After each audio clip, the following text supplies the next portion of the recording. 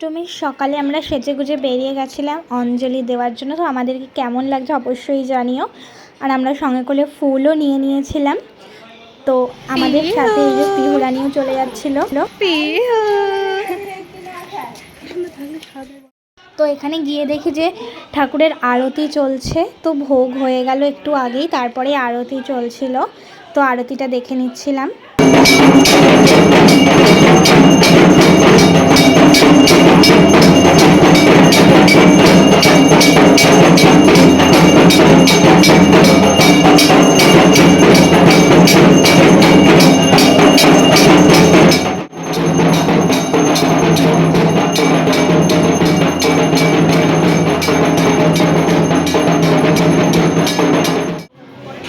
এখানে ফার্স্ট ধাপের অঞ্জলি চলছিল, যেহেতু প্রচণ্ড ভিড় ছিল বলে প্রথম ধাপে আমরা দিতে পারিনি, আমরা সেকেন্ড ধাপেই দিয়েছিলাম অঞ্জলিটা।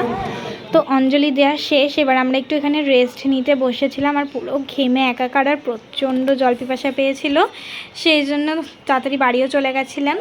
আর এই যে এটা হচ্ছে আমাদের চাষাপাড়া বারোয়ারির ওখানে অঞ্জলি চলছিল, সেটারও একটা পার্ট তোমাদের সাথে শেয়ার করে দিলাম। হরো পাপ হরো ক্লেশ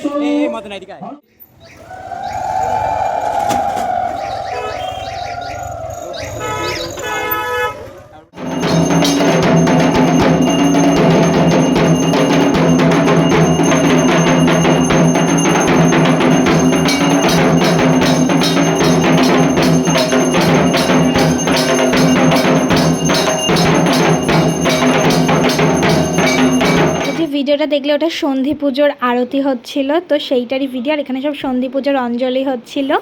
তো সন্ধি পুজো এখন কমপ্লিট হলো। তো এখন আমরা এখানে বসে আছি। তো এখন বাড়ি যাব ভোগটা নিয়ে, সেই জন্য।